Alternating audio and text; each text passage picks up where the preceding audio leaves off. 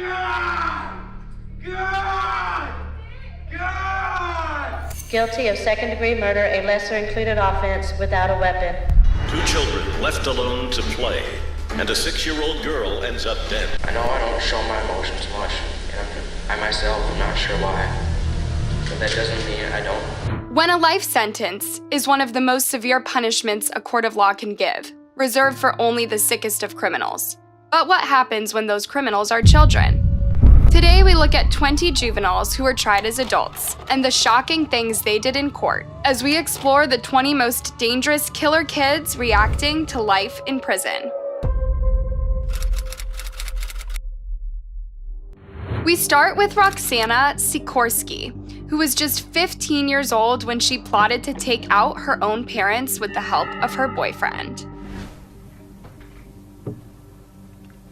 I would like to apologize. October 17, 2004, at approximately 2 a.m., Sikorsky is sneaking through her house in Plymouth Township, Detroit, following instructions being texted to her by her 23-year-old boyfriend, Michael Rivera. He is outside her house, and the pair are about to carry out a sickening plot to wipe out her family, before the young romantics disappear together in the hope of living happily ever after. Why would she do this to her own family? Because they were trying to stop her and Rivera from seeing each other. She would take out each member one by one. After she tried to take the life of her own little brother, who was found with injuries to his neck, she panicked and fled with Rivera.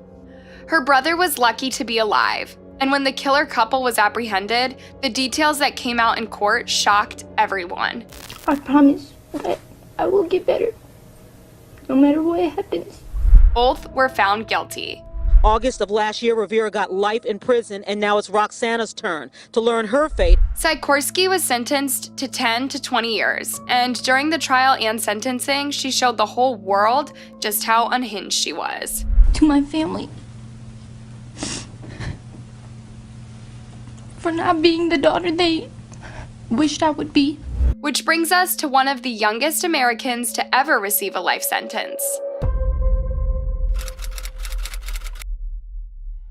It's shocking to think that Lionel Tate was only 14 years old when he was sent to prison for life without the possibility of parole. That is until you discover what he did to one innocent 6-year-old. When Tiffany Eunick's mother left her daughter with one of her friends, Kathleen Grosset Tate, she would have been safe in the knowledge she would be cared for. But when Tiffany was left alone with the 13-year-old Lionel Tate, the scene soon turned into a nightmare. He was play fighting with her and didn't understand that it could lead to her death. Tate rushed downstairs to say Tiffany had stopped breathing. But what had happened in the few minutes the children were out of her sight? Her injuries were catastrophic. The prosecution even going as far as to say they were similar to those she would have sustained by falling from a 3-story building. It was determined Tate did not intend to take Tiffany's life that day and somehow lost his cool during a play fight.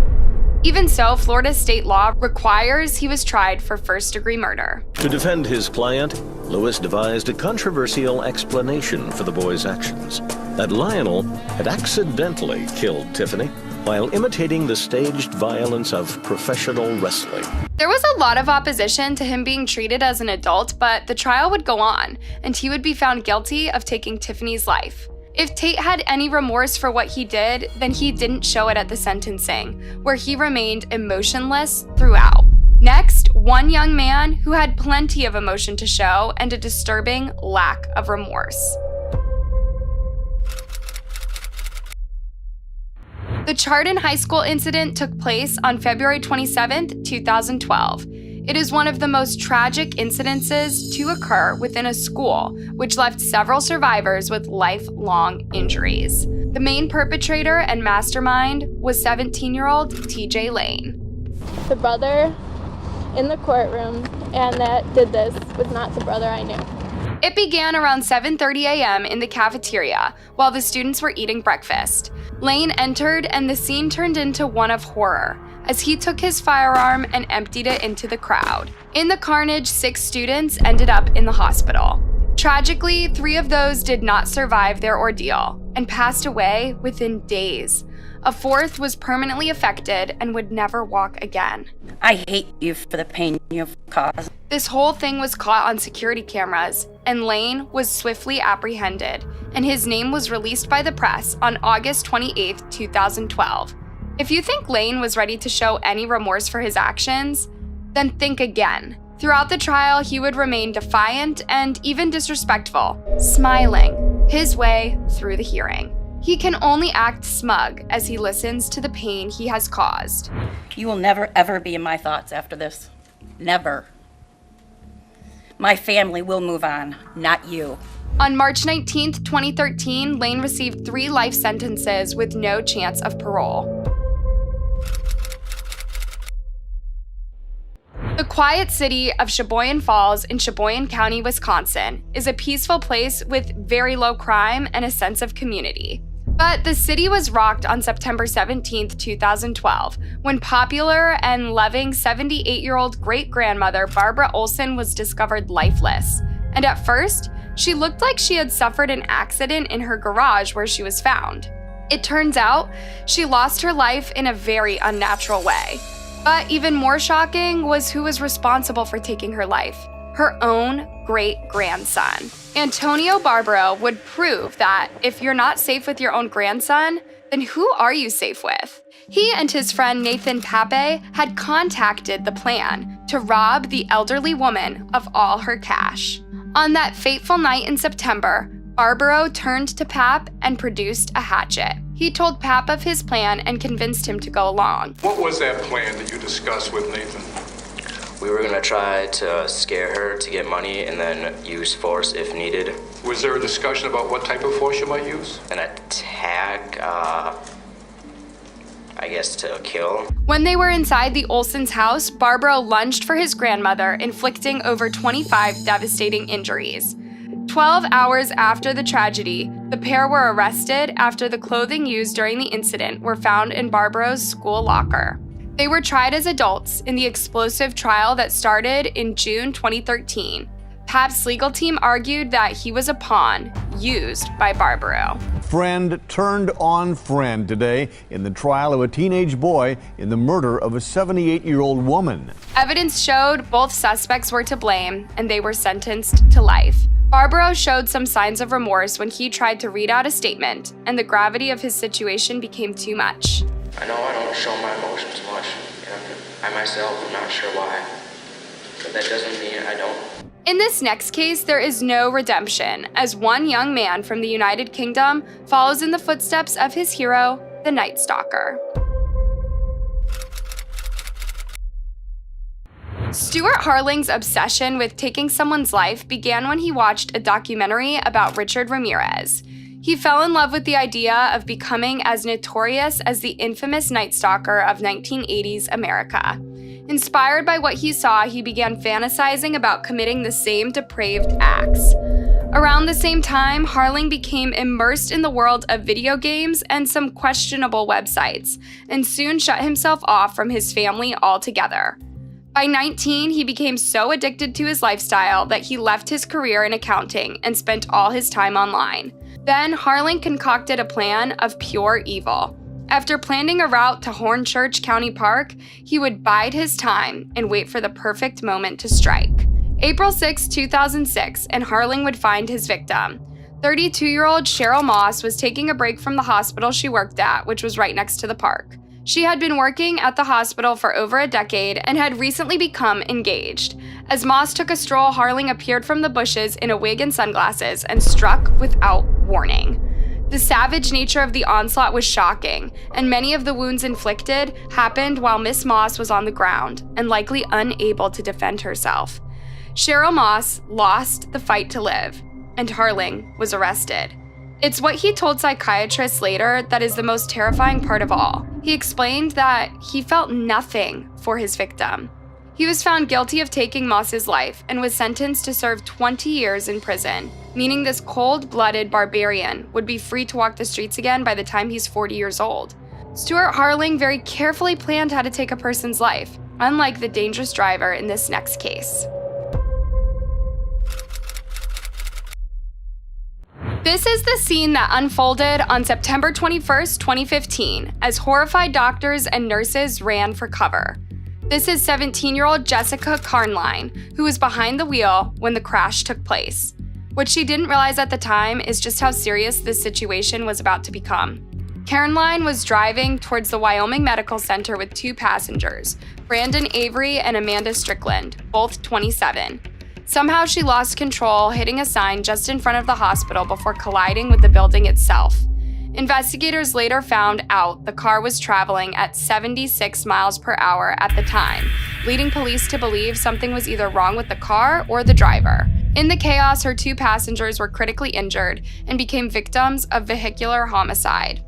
Carnline was also injured but survived and would likely live to face the consequences of her own reckless actions. She remained emotional throughout the trial and was often seen with tears running down her cheeks, which is no surprise, considering what was revealed during the case. I understand and sympathize with your pain. I too have suffered an immense loss. It turns out she had unintentionally cost two of her friends their lives. And even though she appears remorseful, she was found guilty and sentenced to 12 to 16 years incarceration. Caleb Sharp needs little introduction. You might remember him as the young man responsible for the Freeman School incident in Spokane, Washington in 2017. He was handing out notes to his friends, and it said that he was going to do something stupid. The chilling case made headlines around the world with disturbing images and videos showing 15-year-old Sharp hunting for his victims in the hallways of his school, as if playing a game of cat and mouse. One heroic young student, Sam Strahan, attempted to stop Sharp in his tracks. Despite his best efforts, he couldn't stop Strahan, who pulled the trigger and took his life right in the middle of the school corridor. Other students and staff rushed to stop the chaos, and in the commotion, 3 other students went down. It was a miracle that others weren't hurt, and several teachers managed to apprehend Sharp and potentially save a lot of lives. It took a long time for this case to get to trial, with Sharp remaining behind bars for 5 long years before finding out his final fate. But when the trial did start in 2022, there were over 200 impact statements from those who were there or have suffered as a direct result of that fateful day. Although he was emotionless as he was sentenced, he did have something to say to the court. Now that I'm here, I can see clear as anything that there's really only one thing I can say. And that's I'm sorry. I'm sorry to this entire community. I'm sorry to every single person I forced PTSD upon. Kalen Sharp is looking at 30 years behind bars for those few minutes of mindless stupidity. July 22nd, 2015, police receive a call from a terrified 12-year-old boy. Daniel Bever was from Broken Arrow, Oklahoma, and he told the dispatcher his family was under siege at their home. The dispatcher reported someone else said hello, and the line went dead. By 11:30 a.m., first responders were on the scene and walked straight into a nightmare. 5 of the 8 members of the family had lost their lives due to injuries sustained by sharp implement. David and his wife April, and children Daniel, Christopher, and Victoria were found downstairs when the caller, Daniel, was found on the first floor of the house. Police did find survivors. The youngest child, who was only 2, was found safe and well, and 13-year-old Crystal, who had watched her family get wiped out as she lay wounded. As if this case wasn't shocking enough, she then names her 2 brothers as the perpetrators. They were the only 2 family members not in the house at that time. 18-year-old Robert and his 16-year-old brother Michael were quickly apprehended in woodlands behind the house. What they revealed at the trial sent shockwaves through the media. They both had fantasized about becoming famous by taking the lives of their own flesh and blood. They got their notoriety and sat emotionless as their life sentences were read out. But these aren't the only 2 brothers capable of pure evil, as this next case shows. It's heartbreaking to think that 12 and 13-year-old children are capable of what Derek and Alex King did to their father, Terry King. Many argue that they were ending years of tormenting by their father, but their story doesn't quite add up. November 26, 2001, first responders arrive at the home of Terry King in Cantonment, Florida, to find it completely ablaze. When they eventually got the fire under control, they were horrified to find the body of King. But he had not fallen victim to the blaze. He had suffered a much more tragic end. He said he made sure that his father was asleep. His own 2 children, Derek and Alex, had taken an aluminum baseball bat and lunged at their father with it. The injuries he sustained were too much, and he passed away at the scene. They set fire to the house in hopes of concealing their crimes and fled to the trailer of a family friend, Ricky Chavez. He hid the boys and even washed the incriminating evidence from their clothing, a move that would see him face some serious charges. The trial exploded across the media, with many believing the boys were innocent and were putting an end to the years of torment at the hands of their father. But one major problem was the brothers' story. They started by saying they were responsible for taking King's life, and then changed their story to claim they were persuaded by Chavez to do it. Finally, they accused Chavez of taking King's life, and even tried to play the victims by saying they were convinced into taking the fall. Chavez was cleared of all the most serious charges, but was found guilty to being an accessory to the crime. In 2002, the trial came to an end. Derek received 8 years and Terry was given 7. Both boys have long since been released and still walk the streets to this very day. For a 14-year-old boy, Philip Chisholm had some dark, disturbing desires. Those desires would be unleashed on his own school teacher in October 2013. 24-year-old Colleen Ritzer was beloved at Danvers High School in Massachusetts. She would go out of her way to help anyone. Chisholm, born in 1999, had only recently moved to the area. Apart from being on the school soccer team, he did almost no socializing. She was helping Chisholm with an upcoming test, so she asked him to stay behind after school. At some point during the conversation, it is reported that Chisholm lost his cool with Ritzer and began talking to himself. After most of her students had gone, he followed Ritzer into the toilets and committed the most unthinkable acts on his own teacher. She did not survive what must have been a terrifying ordeal and a tragic end to a promising young life. But Chisholm wasn't finished there. He concealed her body and hid her in the woods behind the school. And what he did next is enough to send chills up your spine, as he went and bought a cinema ticket with his victim's credit card. Back at the school, it had become aware that both Chisholm and Ritzer had disappeared after he failed to show for a soccer practice. At first, we thought he was either abducted or just gone missing. But he was in fact hiding. Chisholm was actually caught by luck, as he was stopped by police on a routine safety check while walking home in the early hours of the morning. They found Ritzer's credit card and other incriminating evidence on him.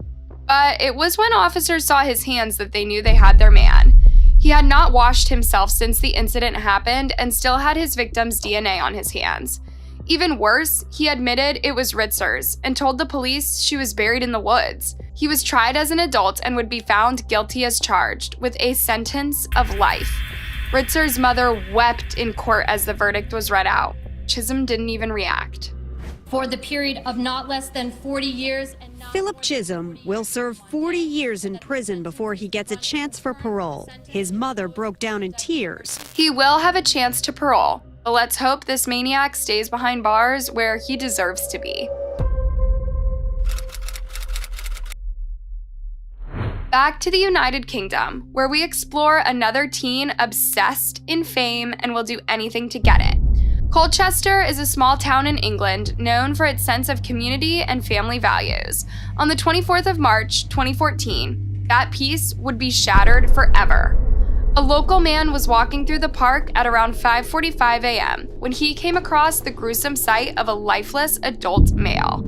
Father of 5, James Atfield, had lost his life due to injuries from a sharp instrument. All in all, he had over 100 wounds all over his body, many inflicted as his victim lay helpless. 3 months later, on June 17th, another victim was found. 31-year-old Nahid Al-Mania had only been in the United Kingdom for 6 months while studying at the International Academy. The day after her body was discovered, police announced they were looking for possible links between the two incidents. It would take until May 2015 before he was apprehended. A woman was walking the Salary Brook Trail when she noticed a man hiding in the bushes, and she decided to call the police. James Fairweather was the 15-year-old hiding in the bushes, and police arrested and charged him with taking the life of the two recently found victims.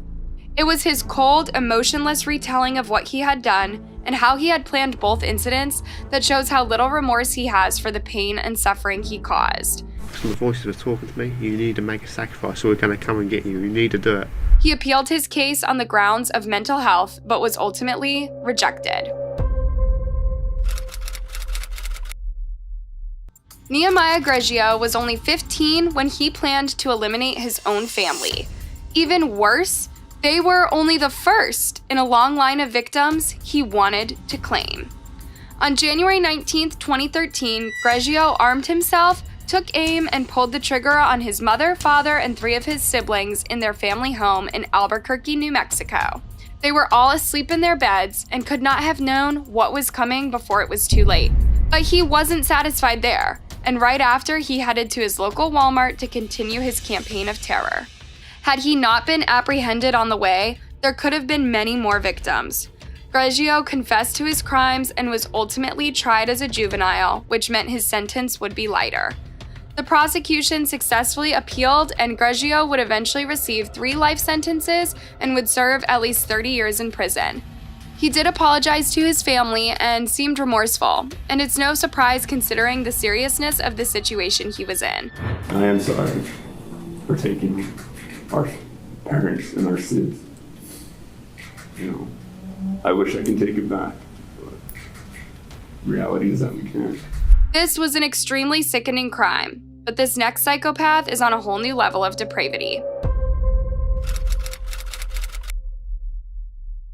When Ashley Smith left her boyfriend, Dylan Shoemaker, to babysit her 2 children on March 19, 2013, she should have been safe in the knowledge that they were safe and well.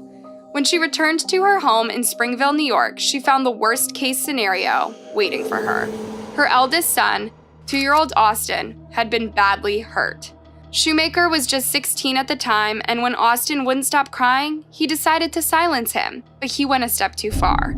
Sadly, the little boy did not pull through, and when this case hit the courtroom, Shoemaker tried to play innocent. He tried to persuade the judge that he didn't know what the consequences of his actions would be and that he never intended to take Austin's life. I didn't mean to kill Austin. Actually, I really didn't. I really think I did that. I didn't mean to hurt him. But after he was caught sending text messages to his mother, where he claimed he could use his age and appearance to win sympathy from the jury, his defense began to crumble. Then, 13 witnesses came forward to testify that he was in fact a manipulator and a deceiver, and after that, his claims of innocence fell on deaf ears. Shoemaker was in floods of tears, but it was deemed to be a show to win sympathy, and he was sentenced to 25 to life. If Shoemaker could be accused of putting on a show, then the next juvenile can be accused of putting on a whole parade. This is 19-year-old Damon Kemp. On the surface, he appears to be suffering in pain and being forced into the courtroom against his will. You can almost feel sorry for him. That is until you learn what he did on December 6, 2018, at the Jade Park apartment complex in Daytona Beach, Florida. The evening before, police officers were investigating a disturbance at the apartment complex when out of nowhere, Kemp approached them and confessed to taking a life.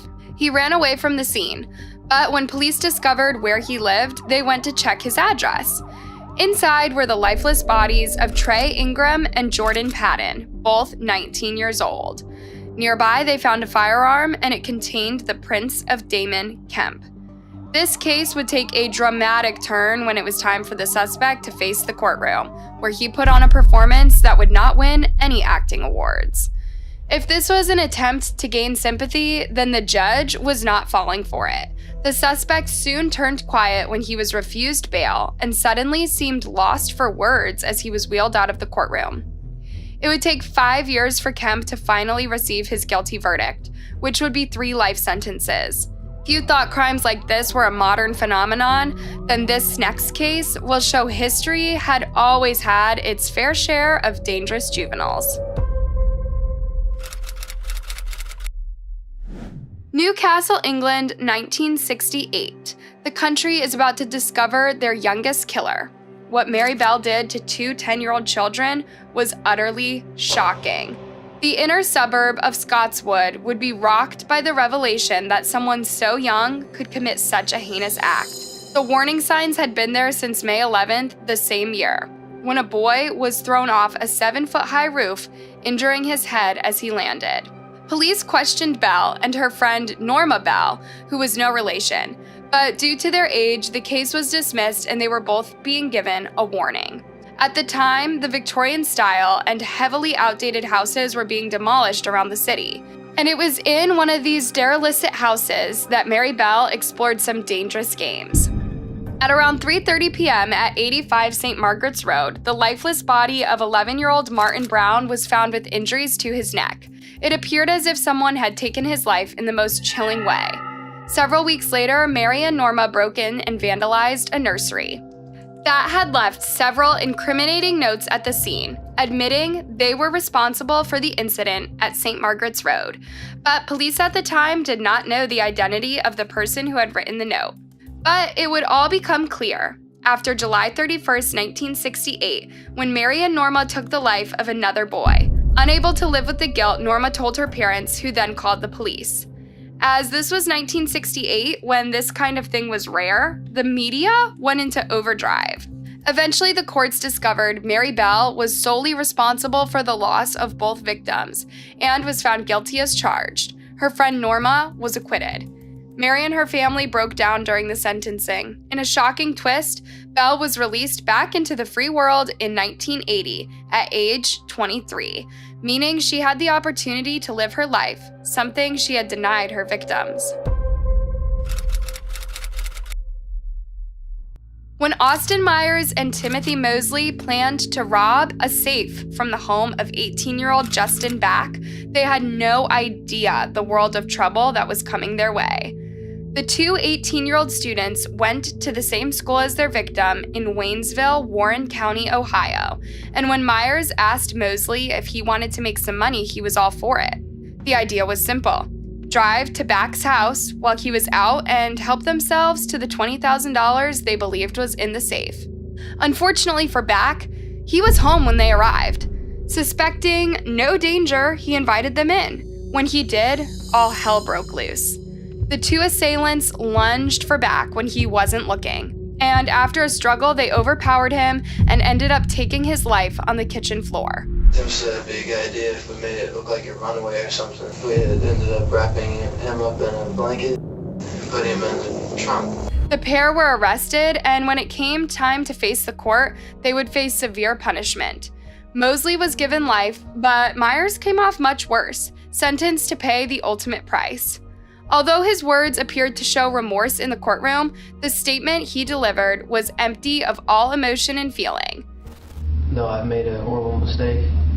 I'm only 19 years old. I think there's a lot of good things I can do with my life if you allow me to keep my life. Next, an urban legend becomes a part of real life.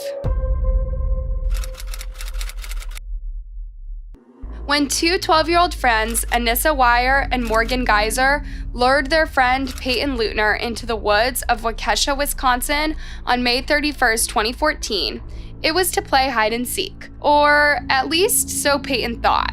I shouldn't be alive.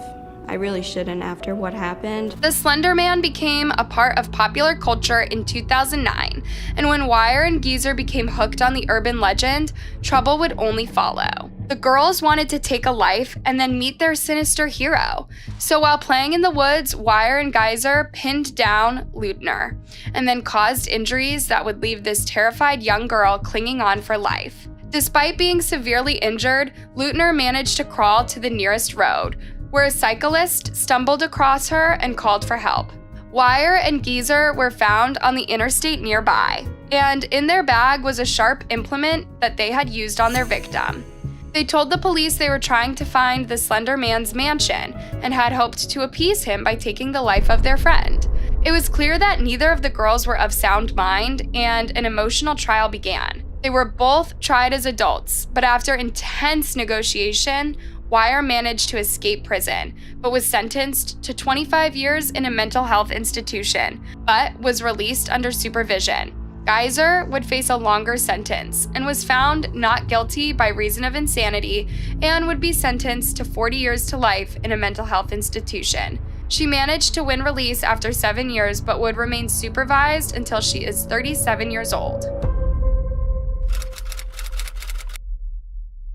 As a gift for his graduation, 18-year-old Cameron Herron was given a black Ford Mustang, and he decided to take it for a race. He took his own friend, 18-year-old John Barano, along, and they challenged each other down a race, Bayshore Boulevard in Tampa Bay, Florida. Jessica Reisler was visiting Tampa from Ohio and had taken her 20-month-old daughter, Lilia, out in her stroller. What should have been a relaxing morning walk turned into chaos, as she was soon staring down two speeding vehicles heading straight towards her.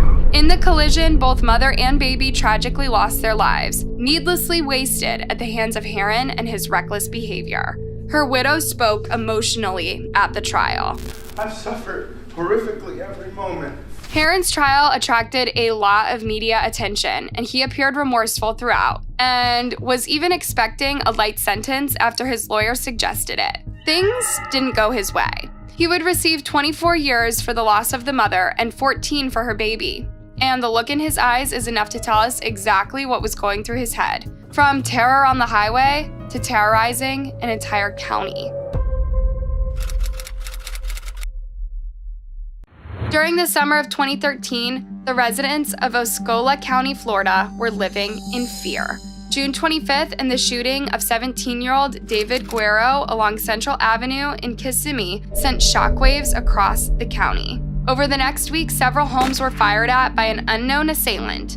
Some bullets even penetrated the houses, but thankfully no one else had been harmed. People were afraid to even stay in their homes, and the situation escalated on July 3rd with the death of Eric Rupnarin on the Ponciana home. Conrad Schaefer had been the mastermind behind this campaign of terror and would face the full weight of the law. When Schaefer faced a courtroom, he spent most of the time with his head down. And even when he did apologize, the judge wasn't buying it, as he sentenced him to life, saying prison was the only way to keep the world safe from this dangerous individual. He will have to serve at least 25 years before even thinking about freedom. And finally, to one teenager who realized what they had done was wrong and caused unbelievable scenes in the courtroom. Samantha Grigg was 18 when she drove Brendan Hyam, 16, and Tyrell Brendeditz, 18, to East Lansing, Michigan on February 15, 2014. This was no pleasure cruise. They, two boys with her, were going to rob someone. So was Grigg simply an innocent party coerced into giving the two a lift? No, she knew exactly what was going down, but she did not expect the situation to turn so serious. Dustin Frolka, 19, was a fellow student of Haim and Bernadette's, but he had no idea they had been planning to try and rob him. They ended up taking Folka's life, and in court, Grigg would face the consequences of what she had done. Folka's stepmother told Grigg exactly what she thought of her. That led to this emotional outburst. Grigg will face life in prison, where it will be a very long time before she can give anyone a ride again. Let me know what you think about the case in the comments. And don't forget to like, subscribe, and turn on those notifications so you can keep up with every chilling case.